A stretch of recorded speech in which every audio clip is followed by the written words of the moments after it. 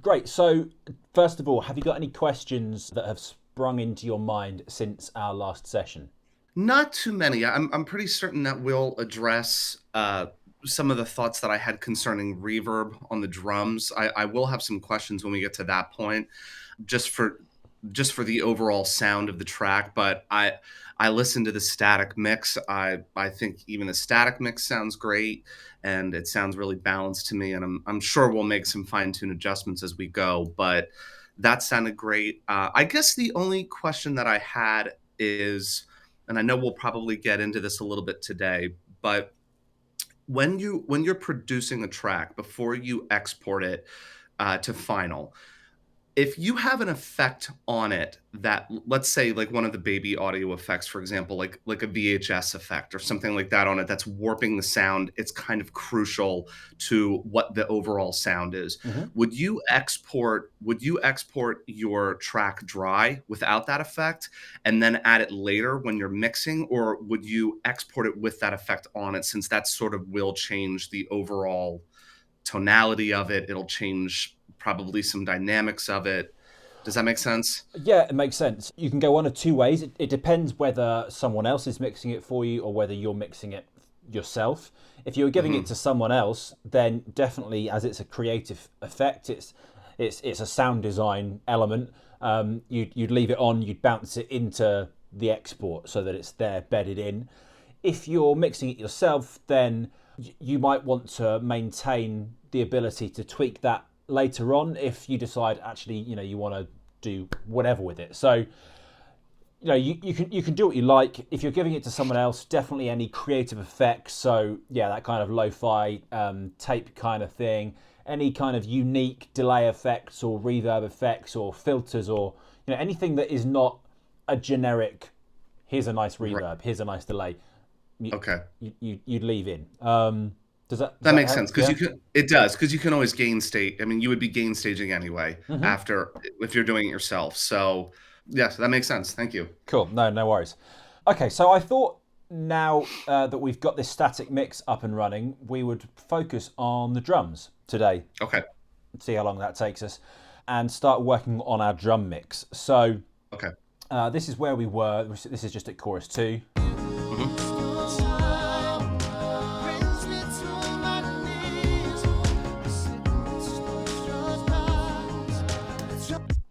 Okay, so it's a good starting point. Now, what I would do whilst I'm working on a specific element, and this is part of the beauty of working in a DAW, is that I'm just going to mute these things and I'm going to hide them and get them out of my way, out of my Okay. mind's eye, just so that I'm only looking at the things that I need to be concentrating on at this moment in time.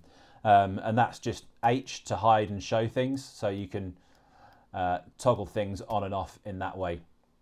Yep. And it's Okay. there in that little H menu. So this is our drums, nice and balanced. And in fact, let's take the second half of this chorus here, because that's where we've got this wood block that comes in as well. Okay. Okay, so first thing that I would want to do is use our NLS channels to get a bit more analog feel, get a little bit more saturation out of these parts, which is part of the beauty of having these plugins on. So I just go through one at a time, solo out an element, pull up its NLS channel, drive it until I think it sounds nice, and then make sure I gain stage so that I'm bringing the input and output levels back as they were. Simple as that, really. So my first kick here, we're peaking at around -10.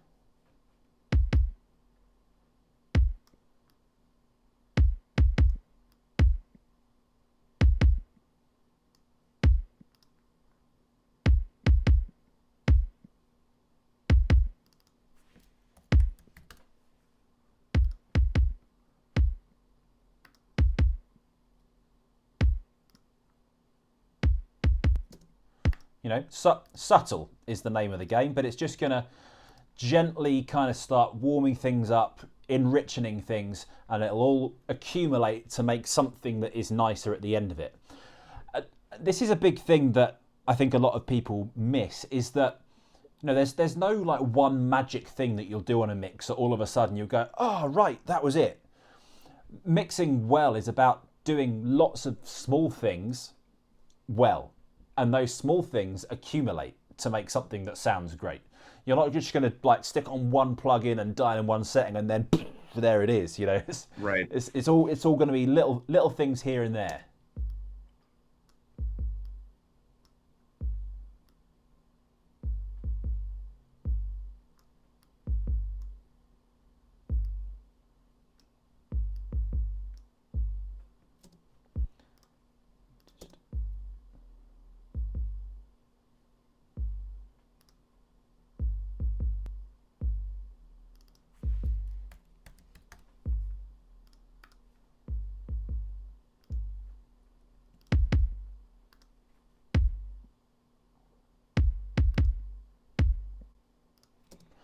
So just a little bit rounder, a little bit more tasteful.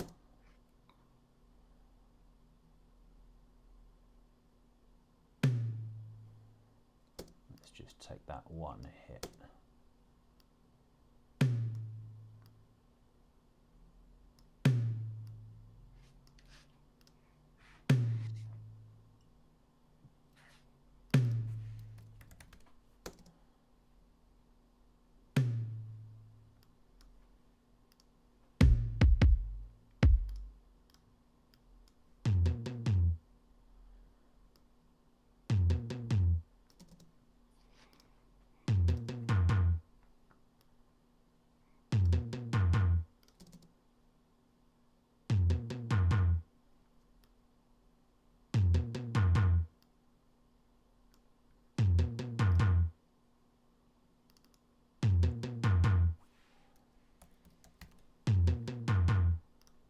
This one's already quite distorted. It's already quite kind of thick, so not going to go as hard on that one. Okay.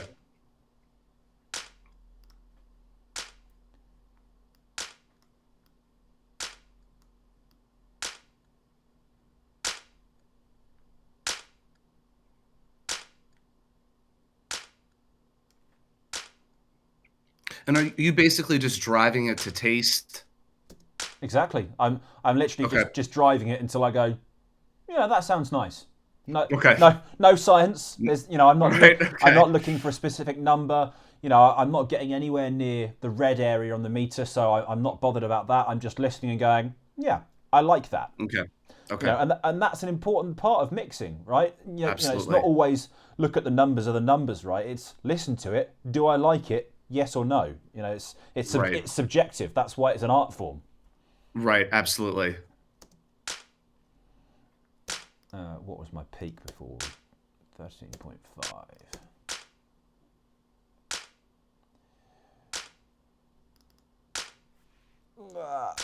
Testing my math. It was never my strength. That's okay.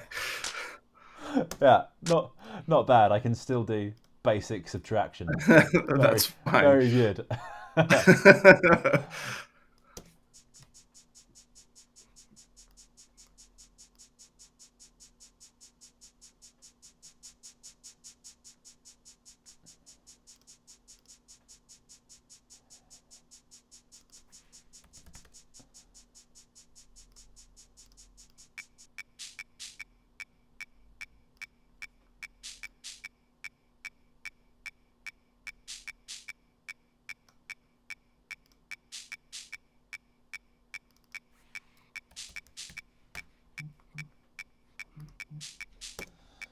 Cool. Right. So that's my driving of those parts. Let's have a little listen before and after. Okay.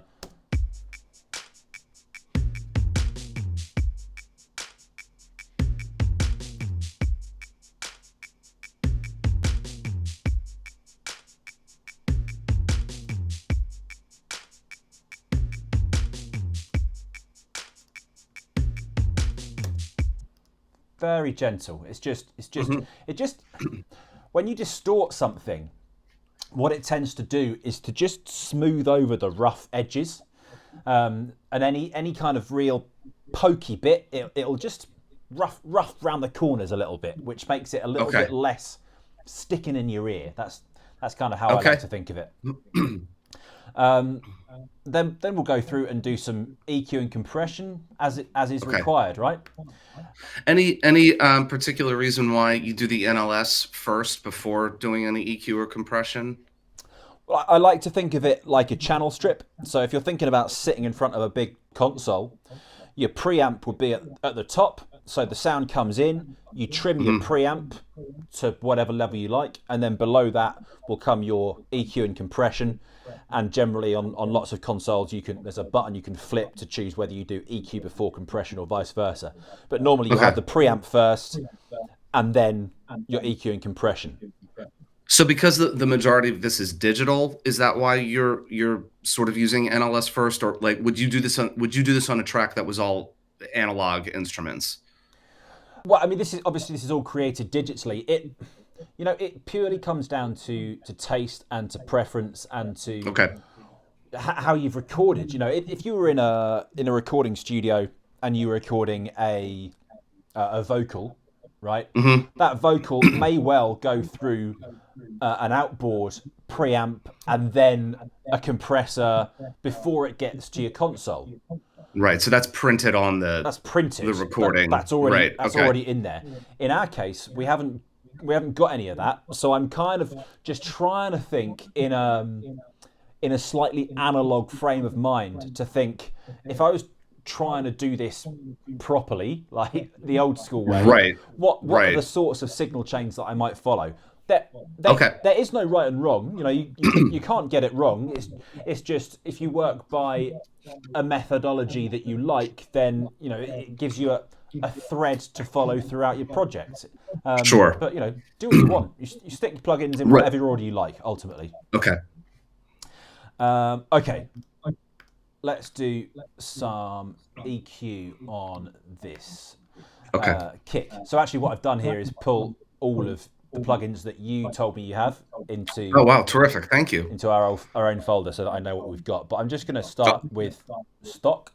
To do some basic subtractive EQ. Yep. Okay. So I'm going to start with high pass, low pass as a beginning.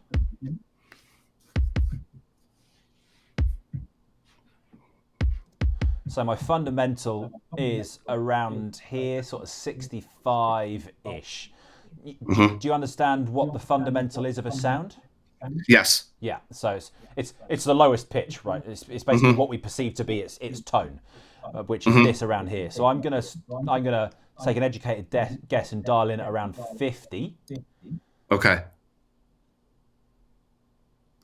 And then see where I go from there. Okay.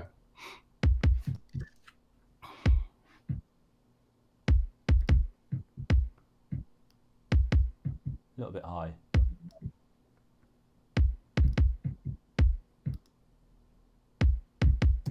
Yeah, just to clean up some of the mud out of the bottom, that's all.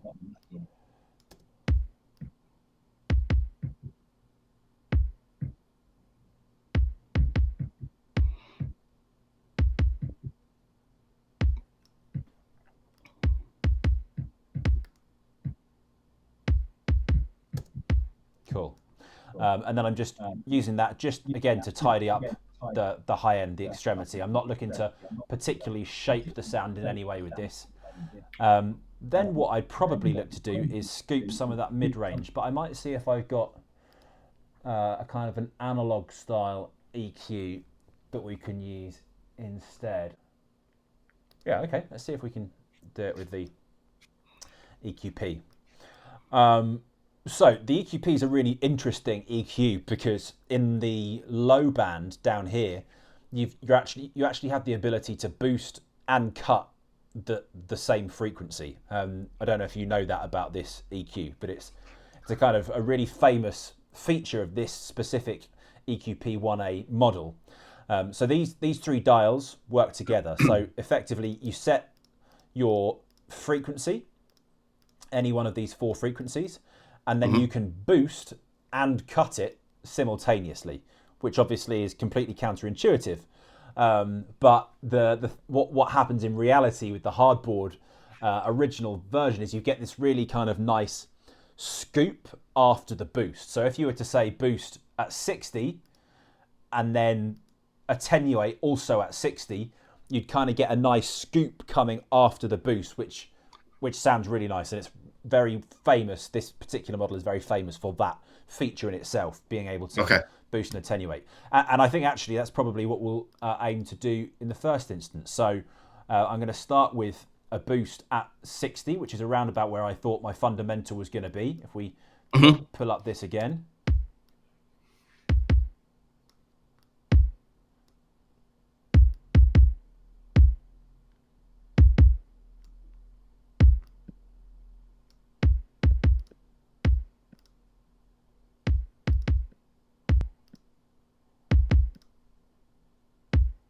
Okay, so I've got in a boost, and then I'll see if I can attenuate, and what you'll probably hear is a bit of a mid-range scoop coming after that bump.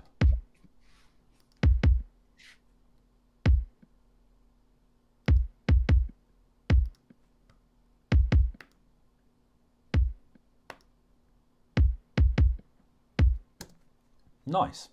Now I want to look for a bit of the click, a bit of the kind of attack and focus. So these next three dials work together. They're a boost only. So you choose your boost frequency down here. You've got a bandwidth control this time, and then you choose how much you want to boost. So let's see if we can find a bit of the click.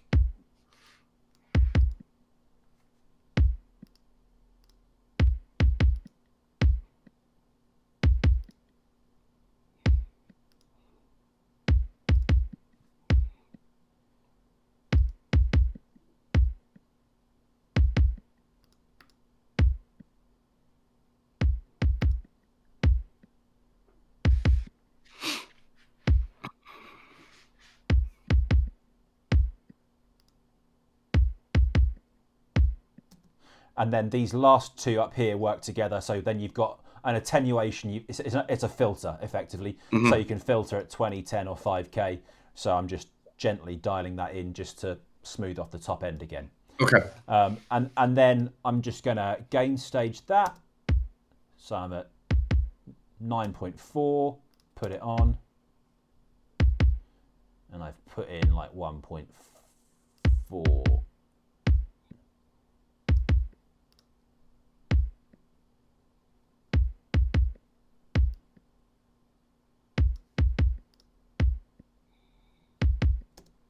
Cool. Now I also want to see if I can scoop a bit of the mid-range out here. Okay.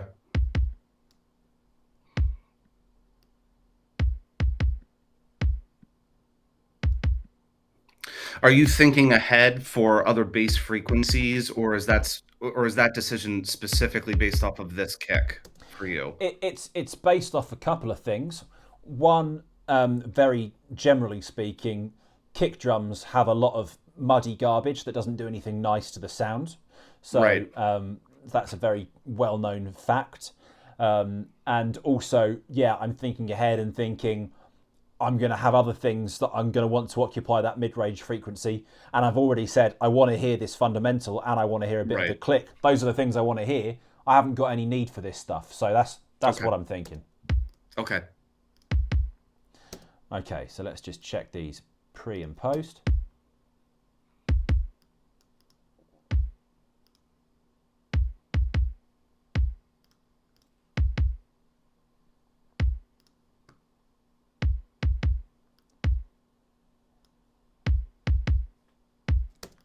Cool. So just a bit tighter, a bit smoother, and then let's just do some compression on here as well.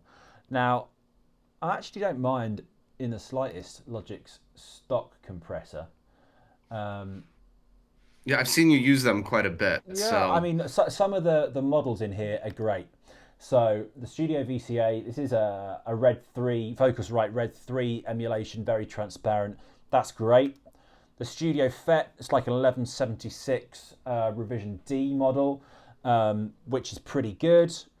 Classic VCA is like a DBX 160 model. That's great. You know, so they have their strengths. That's like an SSL bus.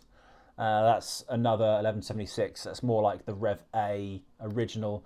and that's meant to be like an LA2A optical, which is kind of trash. I never touch that. Okay. But most of the rest are pretty good. So I'll probably go for the vintage FET here, and then I'm going to dial in just some gentle compression. We're not going to do anything aggressive on this track because it's meant to be kind of lush and rich and warm. It's not like bang kick drum. So right, absolutely. So we'll be tasteful with what we're doing. So I'm probably just going to go with a gentle ratio, like 3-to-1. We'll just middle the knee, nothing too aggressive.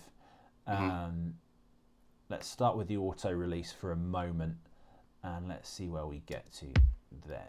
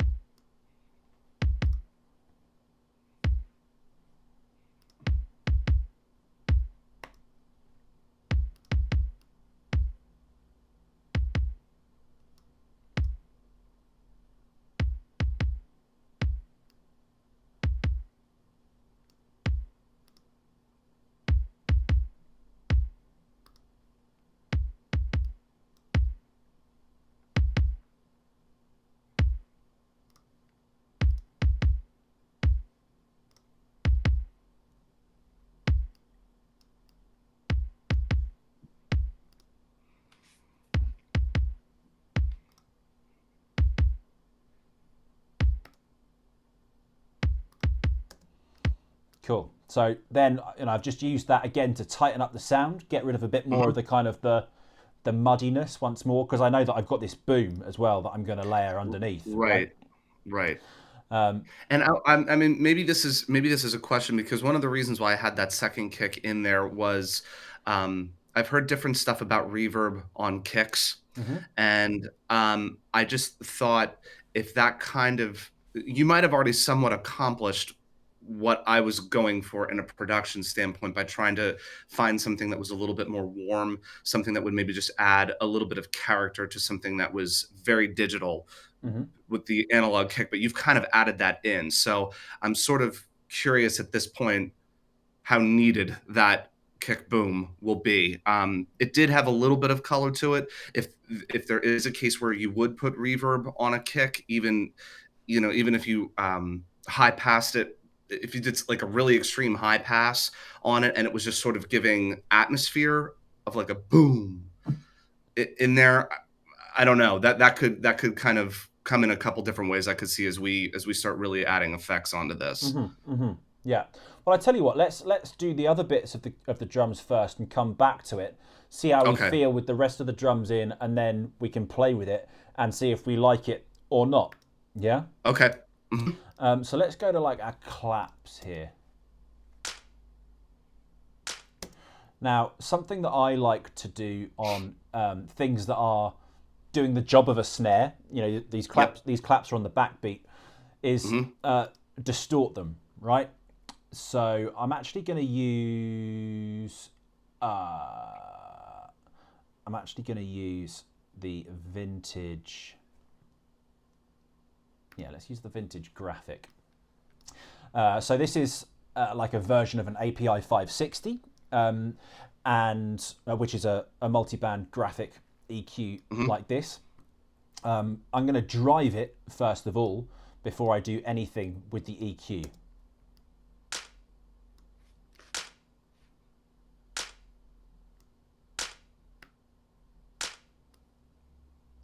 Yeah, and I'm not getting enough drive out of that, so I'm actually just going to use Logic stock distortion and drive this a bit.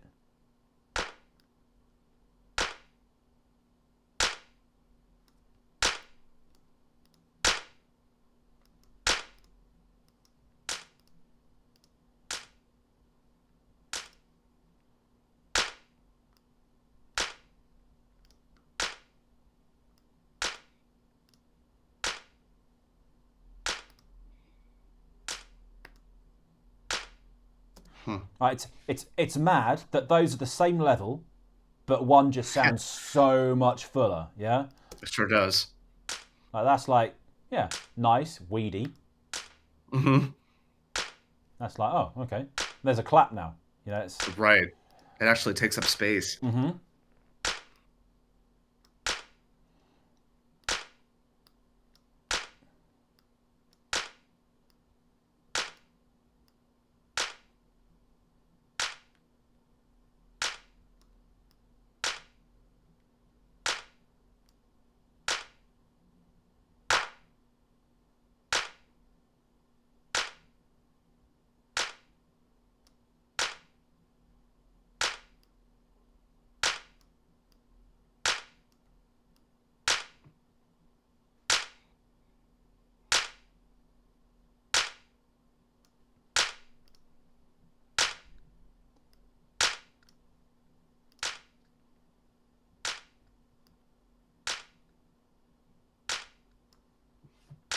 that's about where we were. Wow. Yeah. Yeah. Now I'm thinking I want to make this much wider to make it feel more like a chorus of claps, a choir of claps, maybe. Absolutely. So a great trick for that is to use sample delay. And if you just go with like 1 millisecond on the left and 12 on the right, this is like a classic electronic music trick. Okay. You're going to get this imperceivable flam from each side that's just going to make it sound wide, right? So Wow. without it,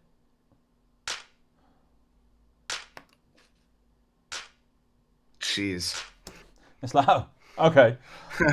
There's a big choir of claps. Wow. Yeah. And then what we can do is play with that a bit more, and maybe we'll go with actually no, let's go with a stereo delay rather than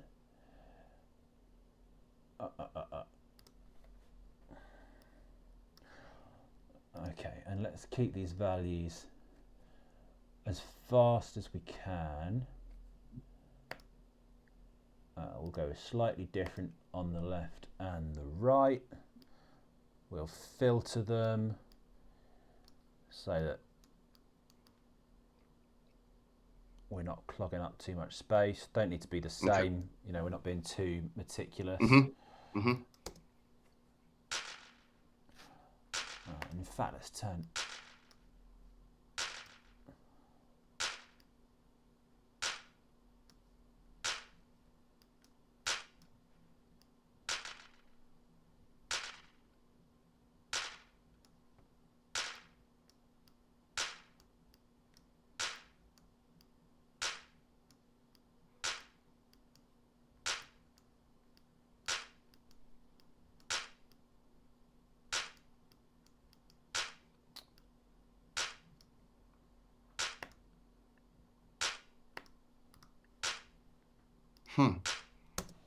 Yeah, it's just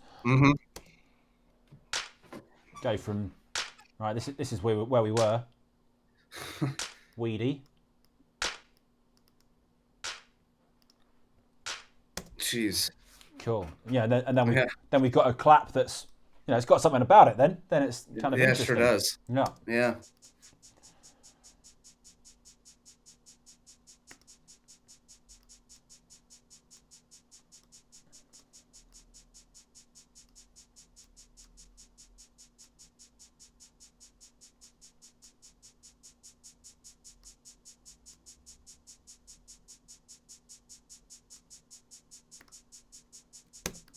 That's all I'm going to do with that for the time being. I should gain stage.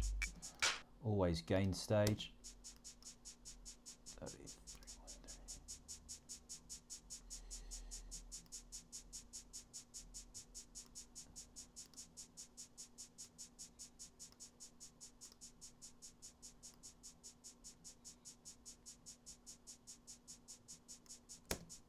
And I hate how when you gain stage in the EQ, it pulls the whole thing down visually. So if you right click, you can turn off what it does there. So the gain staging is still there. That's good to know. It's just really annoying to look at. So yeah. So you can just turn it off. Okay.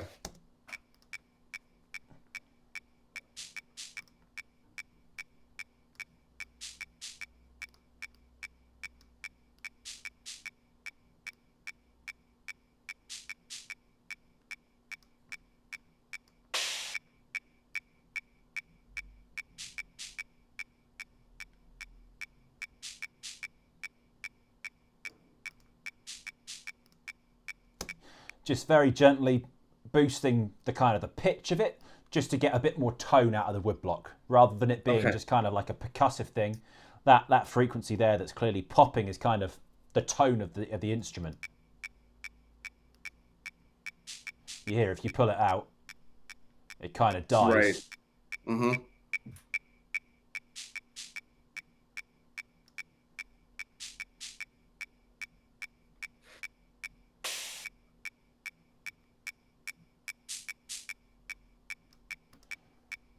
Yeah, not kind of getting anything particularly airy out of it. Okay. Okay, toms. Now, here's a great trick with toms, right? People are always like, oh, how do I EQ toms? EQing toms is a nightmare. EQing toms is not a nightmare. Not a nightmare. You do it in 4 steps. First of all, you high pass up to the fundamental. Mm-hmm. Be aggressive with the filter.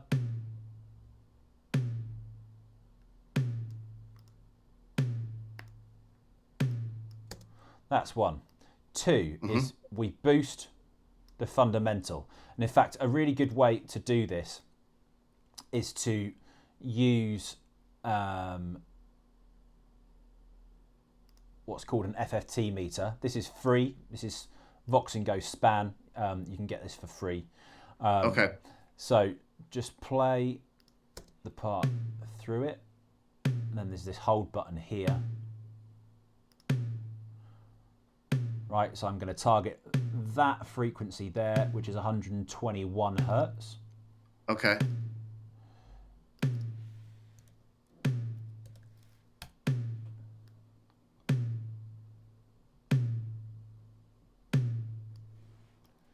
That's my fundamental.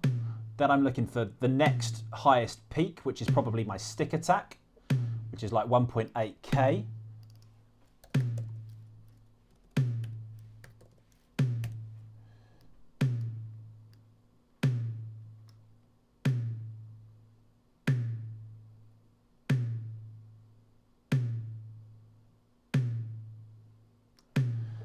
And then the gumph in the middle, I'm going to carve out.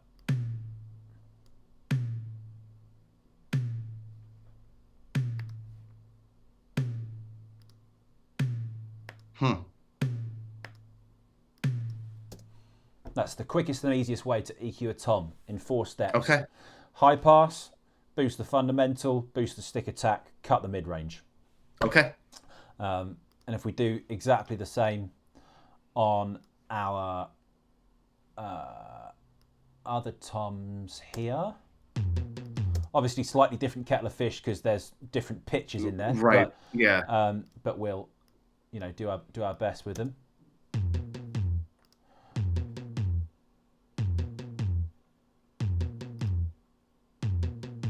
We're looking at around 93 for the fundamental.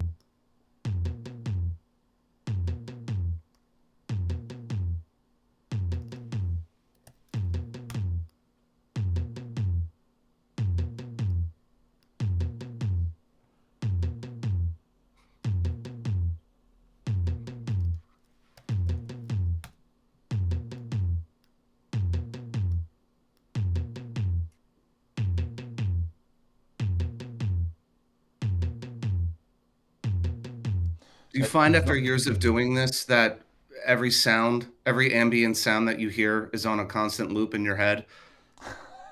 It happens. Yeah, it does. Yeah. It does happen. There's not too much stick attack in this sound, but there's a bit of high end worth having.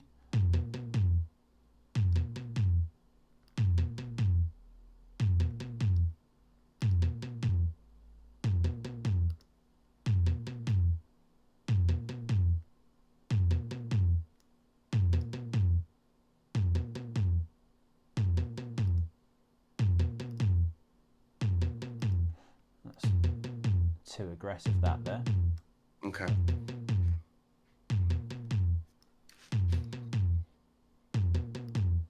That's a bit better. Cool.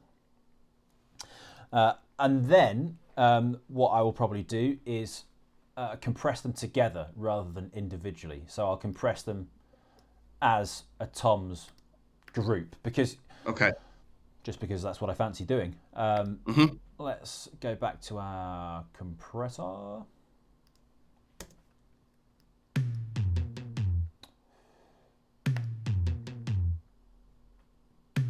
Let's see if there's a decent preset to start from for here. Let's try that. Opto toms. But I'm not a fan of the opto. Yeah, you're not a fan. So let's use the opto settings, but we'll hop to the 1176.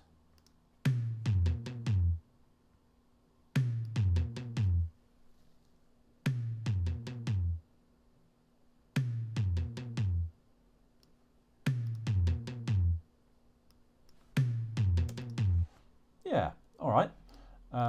Let me just check my gain stage here. 10.8.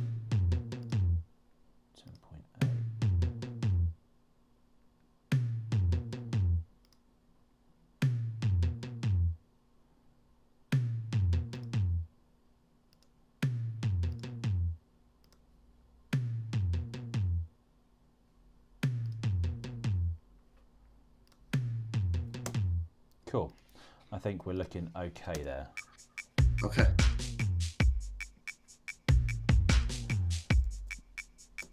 Let's get a bit more of a loop that's worth having.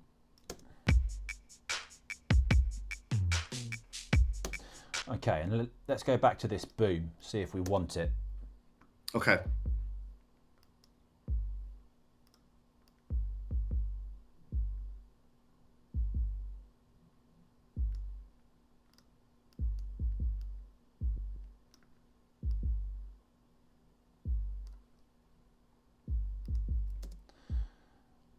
Let's just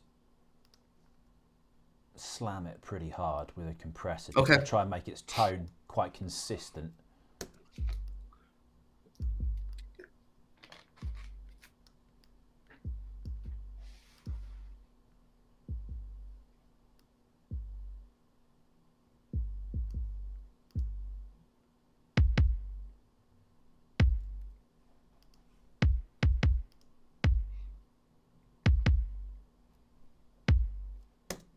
Yeah, you know, it's giving a bit of tone. It's giving a bit of thickness. That's cool for me. Okay.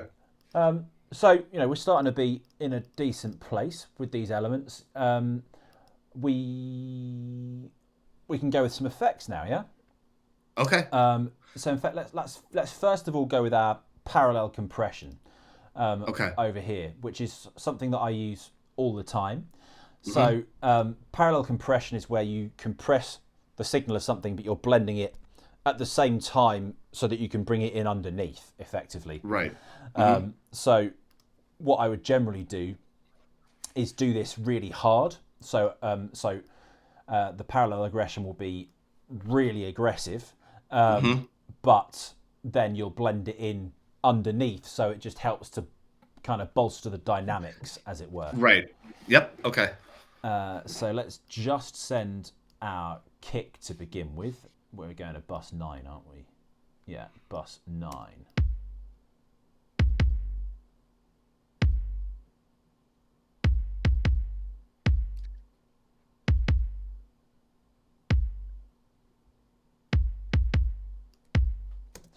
So what I would do here is I would effectively solo out my parallel bus and then add the other elements in until it sounds like I've kind of got a nice balance through this compressor.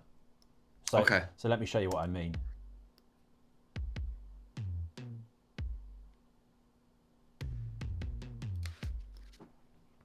Okay.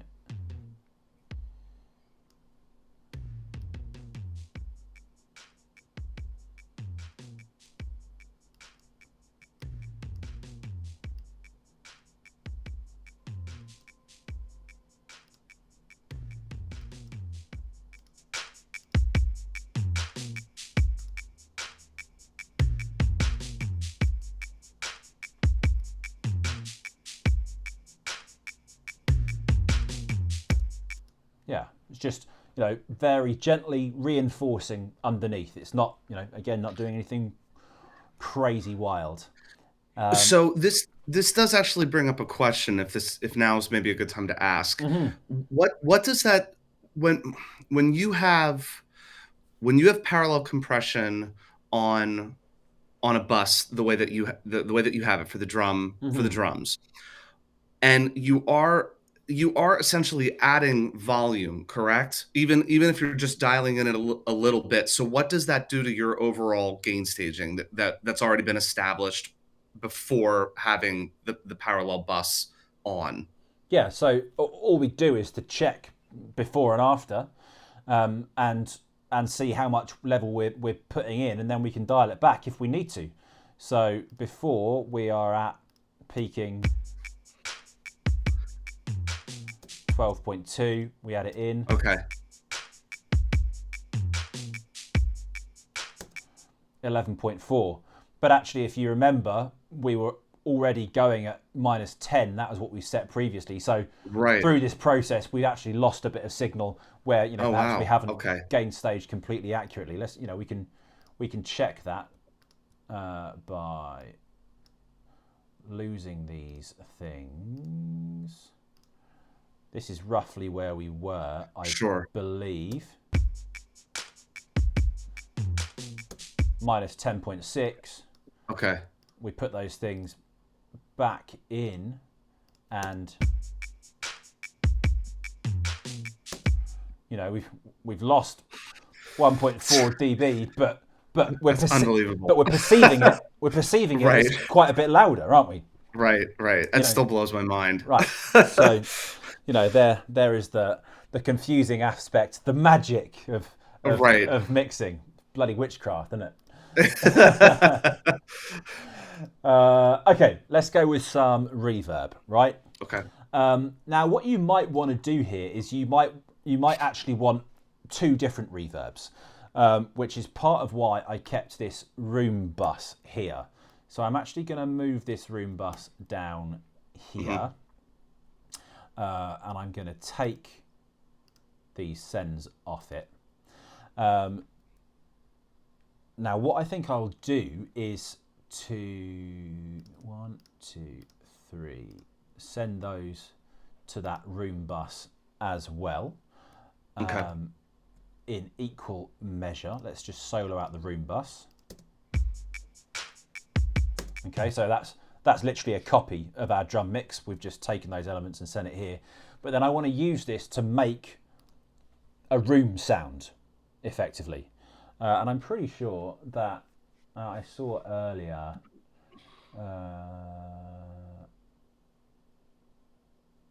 Let's give this reverb a go. Reverb type. Let's go with a room, and let's dial this in a little bit.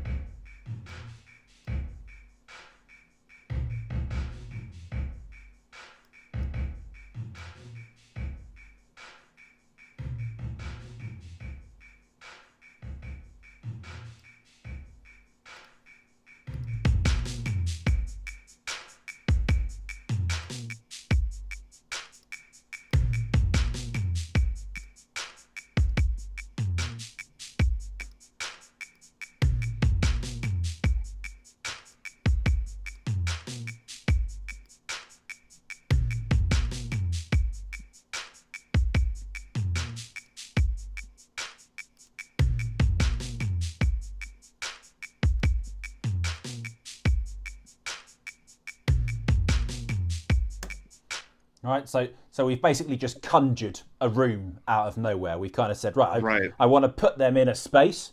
So, it's a small space, it's a tight space.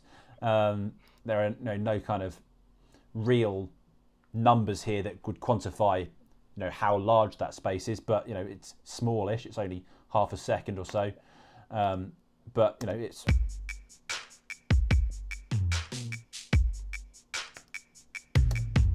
making a big difference to my ear at least. Sure. Yeah. And then I would use this other reverb as more of an effect, if you like, and Okay. probably rather than sending from, I'm not going to put it on the kick. Mm-hmm. I might put some on the toms, but I think I'll have these elements individually controllable rather than on The their group. on their groups. Yeah. Okay. So let's just go just with the snare, the clap to begin with. Right. Okay.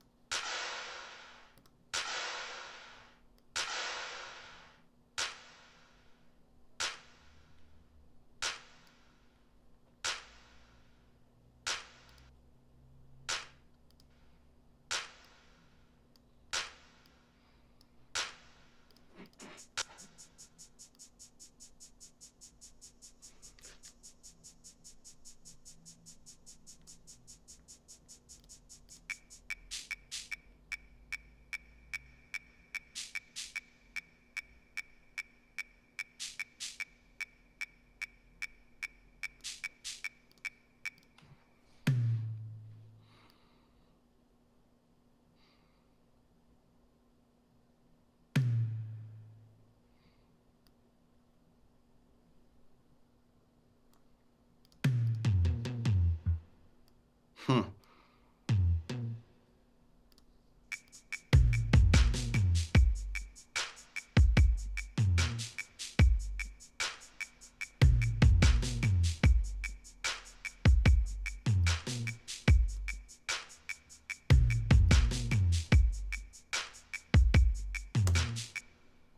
Yeah.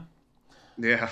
And then the last thing that I would do on these drums for now is I'd glue them all together with a bit of compression. So I'm going to go to my compressor here, and in fact I'm just going to try and make sure that I'm singing from my own hymn sheet, so to speak, and keeping things in helpful places as much as I can. Yeah. So the classic VCA is great as a bus compressor for drums. It's one of its most famous applications. Going to dial in some distortion on the actual plugin, and it's quite aggressive. It's quite an aggressive sounding plugin, so we're not going to go crazy.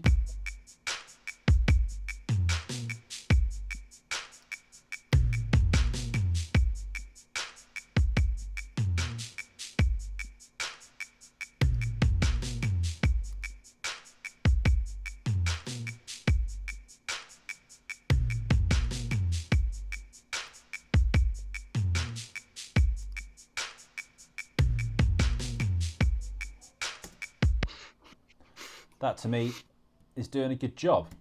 So, Sure is. So if we compare like before and after what we've done,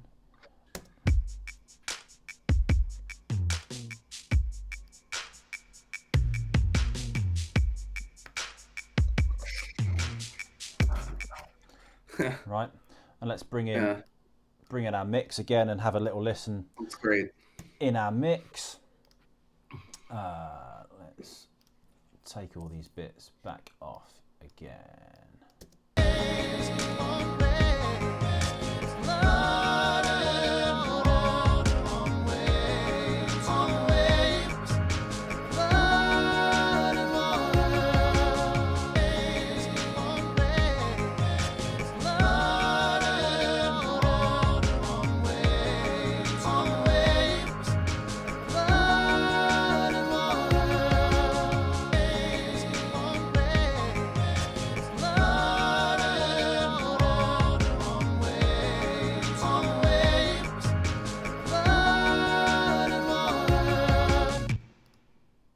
Well, there we go.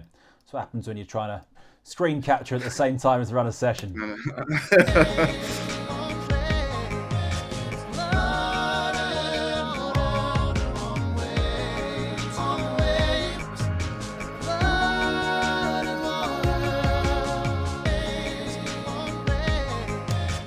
So I've then just gone back and just tweaked my static mix very slightly, just to hear things a bit more that I wanted. I want a bit more of the toms and a bit more of some of this, but that's where I'd leave the drums for now. Yeah. Sound good? Yeah, it does. Nice. It does. Yeah, that's excellent. What would you have done differently in this process, or what would you have not thought to do, or what questions have you got arising from this? Questions, I mean, everything makes sense that you're doing. I guess your experience with just going directly to the compressor that of your choice. Sometimes I just lose so much time just losing focus because there's just so many options, and I don't know which one to pick, and then I stand up and I leave the room and I go and I do something else, and then I come back and I've lost time. I just really like all the deliberate decisions that you're making, and they're just very informed, and they make a lot of sense. They just make so much sense. I just really like, no pun intended, the logic that you approach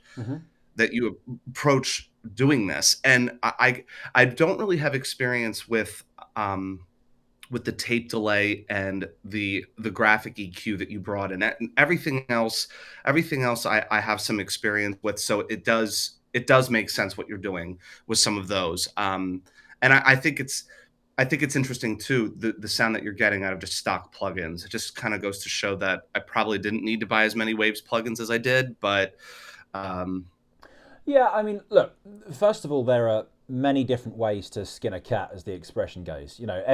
Every mix engineer will have a method that they've just kind of grown to like, and that's why people have a style or a certain sound, or because they grow to like a certain way of doing things, and and that's great. That's totally fine. The only way to kind of get familiar with stuff is just to learn it, but because there's so much choice, as you say, it's easy to get kind of baffled by, I've got 20 different compressors, which one am I going to use? And if I illustrate the point, right, here's my compressor list, right? These are all my compressors, and that's just my standard compressors. Then I've got a whole list of bus compressors. Then I've got multiband compressors, then I've got EQs. Then I've got smart EQs. It's like, well, how the hell do I choose which one of those I use? And the answer is, I only really use a few of them, right? Right. In reality, I never use lots of them, but sometimes I'll just need, that one that's going to do the job. But I've got multiple instances of the same thing, like the CLA 76. That's an 1176 version. I've got a number of other 76 versions. I've got this one from IK Multimedia, which is great. I've got at least another 2 in here somewhere. So all you really need to do is learn the basic models of each thing. Right? This is what I will always advise, and I'm sure you've read it in my content. In terms of in terms of your compressors, you want to learn one of 4 things, right? So learn a VCA compressor, learn a FET compressor, learn an optical compressor, and learn a Vari-Mu compressor, right? Because any variations of those will all be doing essentially variations on a theme. So I will always say for a VCA compressor, I mean, you can choose anything that's nice and transparent, but I would turn to a Red 3, which coincidentally is a Red 3, right? That is a copy of that, which is a remake of the hardware. I would choose, I'm just going to pull that over there. I would choose an 1176, and you can choose, for example, you've got the CLA 76, and this conveniently has the Rev D black face and the Rev A blue face instances, and lo and behold, there's the black face and there's the blue face. And then I would learn an optical. So you've got the CLA 2A, which that's Logic's version of it. I don't like Logic's version of it, but I've got loads of different versions of a 2A. What do I often turn to? In fact, you'd have seen me use it the other day in my Slate Digital channel strip. I love to use their 2A in here. But they're the same thing. And then learn a Vari-Mu. So Logic stock doesn't have one, but you've in fact already got the Puig Child, yeah. So mono and a stereo version, and this is a great plugin, and I've got multiple various versions of this as well. I will normally turn to my not that one. There you go. So many plugins, I can't find the one I'm looking for. Sure.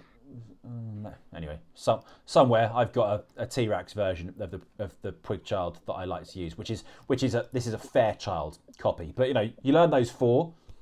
That's all you need. You learn what jobs they do, and then you just are basically choosing which version, which manufacturer's copy do you like the most.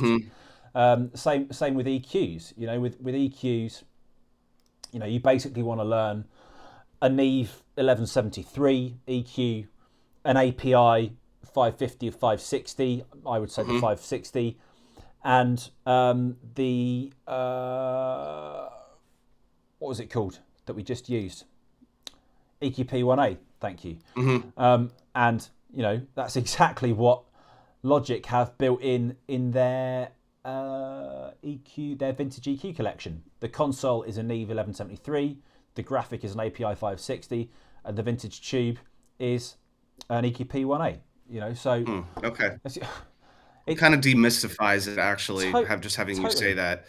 But the thing is, there are so many manufacturers out there saying this plugin is the one that you need. This plugin's going to change your life. And it's all nonsense. It's all nonsense. Yeah, it's all sales. It's all sales, exactly. Yeah. And I've suckered for it as much as the next guy.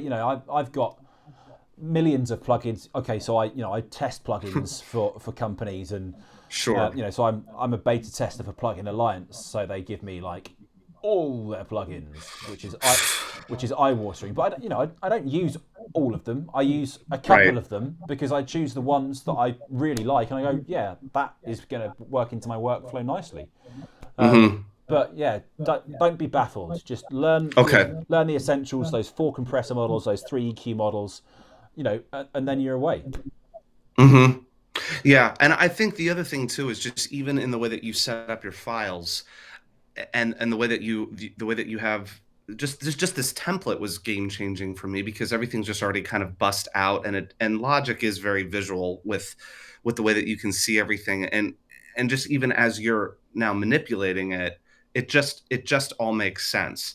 And just some of the questions that I might have had weeks ago before even having this template, I don't know, it just kind of sets into place now. It makes a lot of sense. Yeah. So half of the ball ache, I suppose, of having a session in a door is keeping it organized and making sure that it's all, rooted properly and to the right place. If you're using a template like this, which is already, all that hard work is done for you, then it's just like, right, where do I want to send that? Oh, it's already sent there. Let me just dial it in. Yeah, there it is. All that kind of Well, thinking yeah, is in there. it is, and I feel also that sometimes sometimes no matter what type of work that you do, even if you're doing something in Photoshop, if you set up a file correctly, when you have to go back to it months later, you're not having to completely dissect the decisions that you've made in order to figure out how to manipulate it again. And I feel like this is the same principle, because if I went back to files that I had worked on, I don't know, a year ago, I don't know how much time it would take for me to completely reacquaint myself with decisions I made, and then I'd be looking at the file going, why did I do that? Yeah, yeah, yeah. And this seems to eliminate that Yeah. later on. Exactly, and if we do that kind of logic Photoshop comparison, if you go into a Photoshop session and you've just got duplicate layer one, duplicate layer two, three, four, you're like, well, you then have to unpick that whole thread before you can then Absolutely. work on it. It's the same here as just having audio one, two, three, four, Right. bus one, bus two, aux, whatever, no color coding, no icons. It's like, well, what is it? What am I looking at? And then you have to go Right. through and re-listen to things. Whereas if you're organized, you look at it, you go, oh, okay, I know Well, exactly there's the what I'm kick. looking at. That's the Yeah. that's the kick, that's the clap, that's the vocal, whatever. Right. Right. Absolutely. Yeah. No, this is a. I wish I had more questions to ask immediately, but there's a lot to absorb, Hmm. Hmm. and it's just exciting to see a song of mine come into life like this, also. Yeah, yeah. So